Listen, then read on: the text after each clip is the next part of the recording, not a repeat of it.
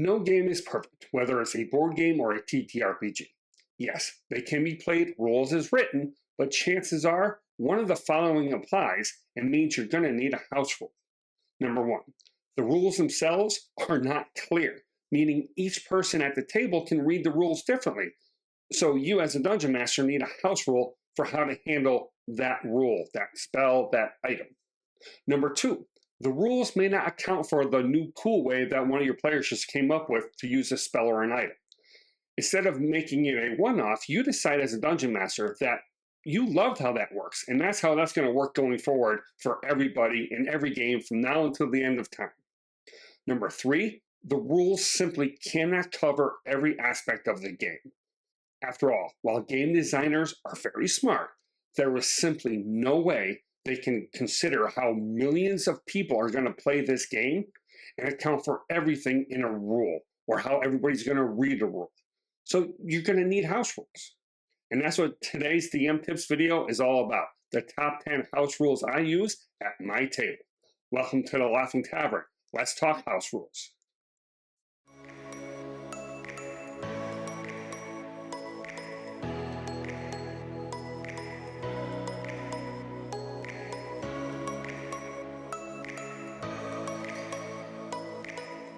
These house rules are in no particular order. They're just the 10 house rules I use at my table.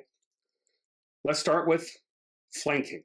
Flanking is no longer an optional rule in D&D 2024. I did not realize this. I didn't realize they removed it as an optional rule from the rule book. They claim there's many ways you can get advantage. In 2014, flanking gave advantage. At my table, we use a +2. We use a lot of maps and minis, and we have very tactical players at the table. So giving them an advantage for being tactically sound and flanking NPCs is good. So I wanted to give them a +2. Advantage just leads to crit fishing. So the +2 gives them a nice little bump that will turn a lot of misses into hits. So it's not too overpowered. It does reward the tactically minded players that we have on my table. D&D 2024 also made drinking a potion a bonus action, which is great. That removed that house rule from almost everybody's table. My table, you can still do that. Roll the potion as a bonus action, roll any dice if there are any, and move on. However, if you want to spend your full action and drink the potion, if there are any dice, you get max effect, which means as a bonus action, drink a regular healing potion. It's 2d4 + 2. Right? That averages out at about 7 hit points you're going to get back. However, if you spend your full action, you're going to get the max of 2d4 + 2, which is 10, which on average is going to mean 3 more hit points. So, especially at low levels where regular healing potions come into play, that difference of 3 hit points could mean the difference of a player staying up once they healed versus going right back down. Speaking of dropping back down to 0, I want to account for our healing word and cure wounds and the yo-yo effect of players dropping to 0, bouncing back up, and immediately dropping back to 0. So in my game, if you do this, every other time you drop to 0, you gain a level of exhaustion, which adds a little bit of realness to the combat. Your character is going to get tired, is going to move slower, be less effective at hitting, etc. So that level of exhaustion can add up over time. But to be honest, most of my combats don't go past 4 or 5 rounds, so players will never get to the 6th level of exhaustion, which would kill them outright. However, if they drop in that first round and then they drop again in the second round, after that, they're rolling -2 to all their attack rolls, and their speed's reduced by 5. So it will have an actual effect, but it shouldn't be too much. While we're on the topic of getting knocked down to 0, let's talk death saves.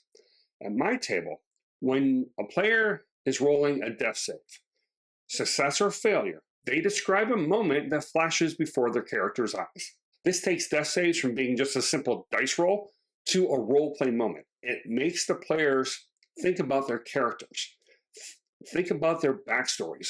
What in that one moment would flash before their eyes as their paladin lays dying? What is the bard's last thoughts before they die outright? It brings that a little bit of role play to the table, and it keeps the players more engaged out of rolling death saves than just rolling a d20, pass or fail, and move on to the next player. Before we continue, let's hear from Advertising Rich. This video is brought to you by Only Crits. Do you love sharp-edged dice? What about dice with things inside of them like ducks? What about metal dice, both solid and hollow? How about mystery bags of dice? I know I can't resist those mystery bags of dice at my friendly local game store. I just always have to buy one when I pop in. What about dice trays and dice cases? Well, Only Crits has you dice goblins and dice dragons taken care of. They have everything you can ever want when it comes to dice, and each one of us can always use more dice in our lives. So, click the link in the description to go to Only Crits, let them know the Laughing Tavern sent you, and enter the code MESOCRITS at checkout for 10% off your order. Thanks to Only Crits for sponsoring this video. Thanks as always, Advertising Rich. Let's talk combat. One of the things that slows down combat is rolling a d20 to see if you hit, then rolling your damage dice.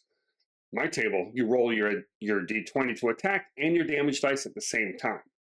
If you have extra attack, you roll all your attack d20s first, unless I specifically tell you not to, because one hit may be all that's needed to take an NPC out.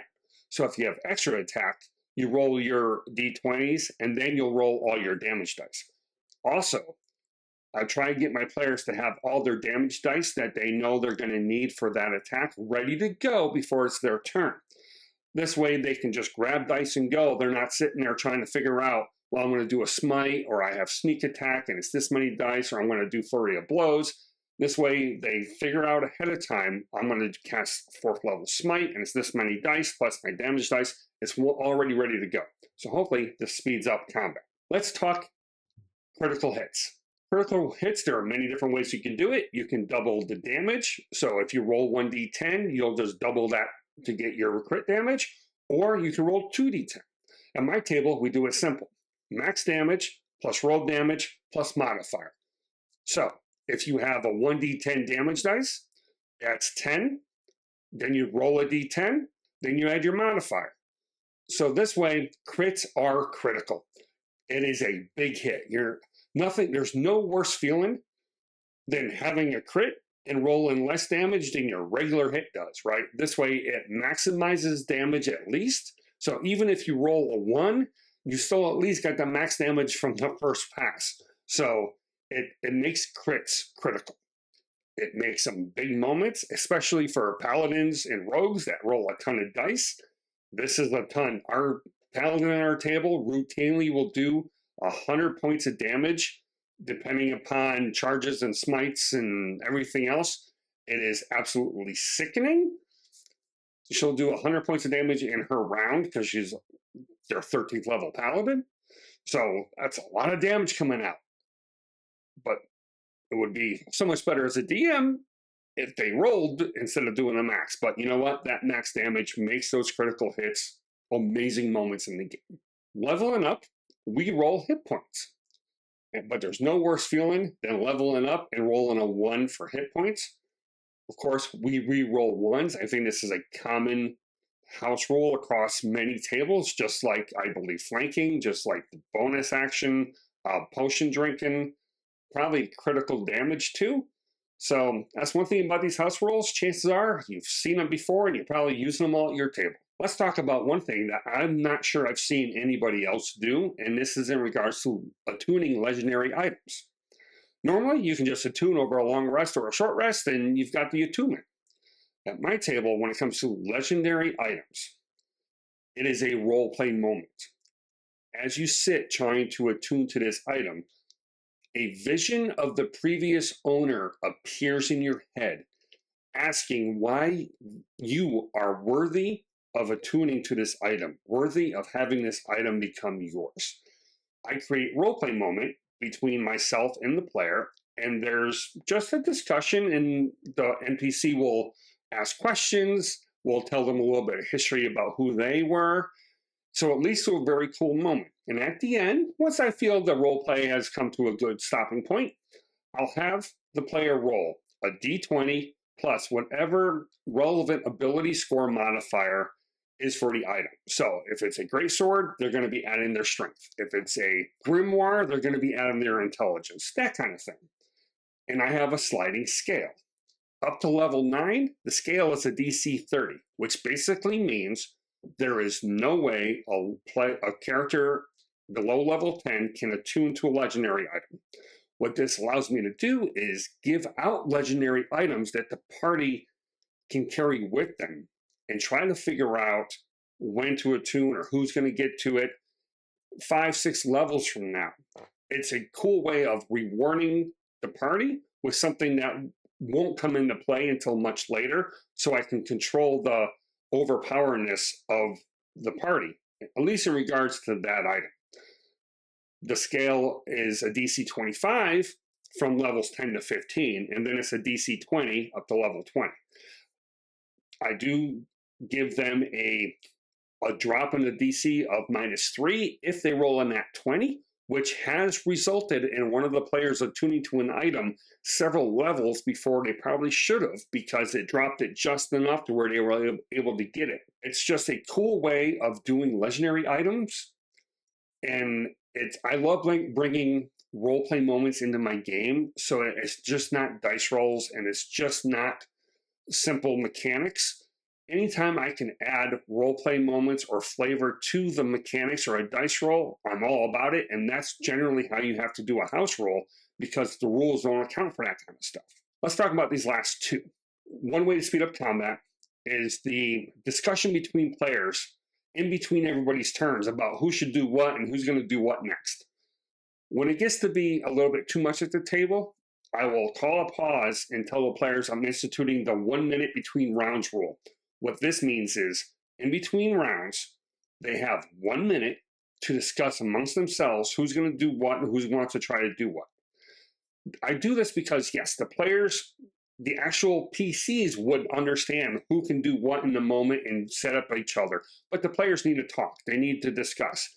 Drastic things may have changed that they may need to account for. So I want to give the players time, and I have a little 1 minute timer I will bust out.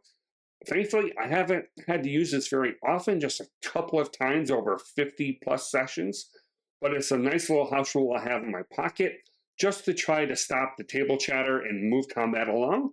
So keep that in mind. That is one you may want to do at your table if you find that your players like to talk a lot, especially those tactical players like we talked about for flanking. Chances are they're going to be the ones that want to discuss in between every turn. So keep this one in mind. Finally, my last house rule is no PvP. Absolutely no PvP. Players can't attack other players. Players can't cast spells on other players. Mind you, not unless they are charmed or under some other control effect or something like that. This also means all loot is party loot. So if the rogue wants to sneak ahead and steal stuff out of the chest, it doesn't matter. The party will know what he got.